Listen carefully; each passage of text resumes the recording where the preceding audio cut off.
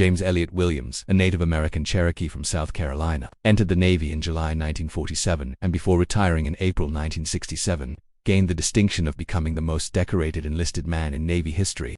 When he retired from active service, he was employed with the Wackenhut Corporation and in 1969 was appointed to the U.S. Marshal Service in South Carolina. He also became an instructor at the Federal Law Enforcement Training Center, Glencoe, Georgia, and also served at the U.S. Marshal Service headquarters in Washington, D.C., until his retirement from federal government service. Significant awards: Medal of Honor, W Combat V3, Medal W Combat V2, Combat Action Ribbon, gallantry and intrepidity at the risk of his life above and beyond the call of duty.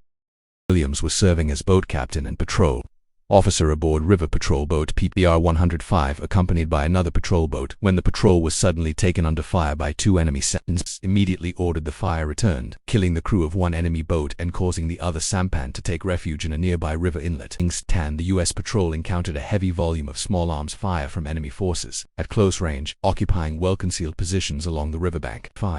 The patrol confronted a numerically superior enemy force aboard 2 enemy junks and 8 sampans, augmented by heavy automatic weapons fire from ashore. Battle that ensued. BM-1 Williams, with utter disregard for his safety, exposed himself to the withering hail of enemy fire to direct counterfire and inspire the actions of his patrol. Overwhelming strength of the enemy force, BM-1 Williams deployed his patrol to await the arrival of armed helicopters. Movement, he discovered an even larger concentration of enemy boats.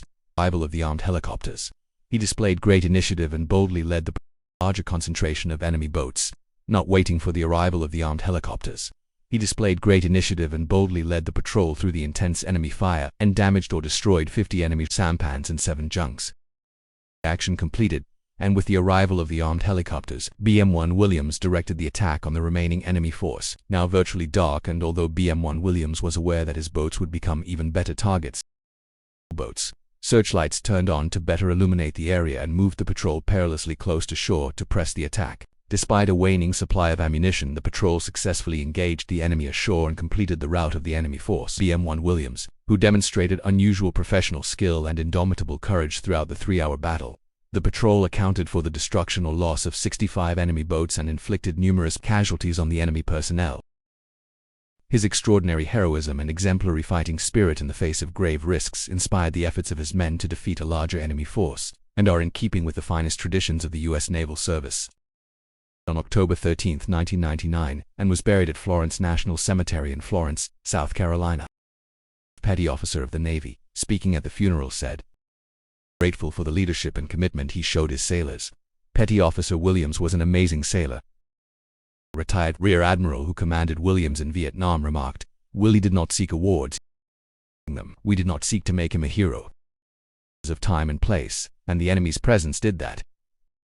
Investigation of each incident that he never placed his crew nor his patrol boats in danger without first ensuring the risk was calculated and that surprise was on his side. Of mind not to endanger friendly villages, he inspired us all, junior and senior alike. Honor to have served with the man who truly led us all with his example of unselfish devotion to duty." In 2004, the USS James E. Williams DDG-95 was commissioned in his honor.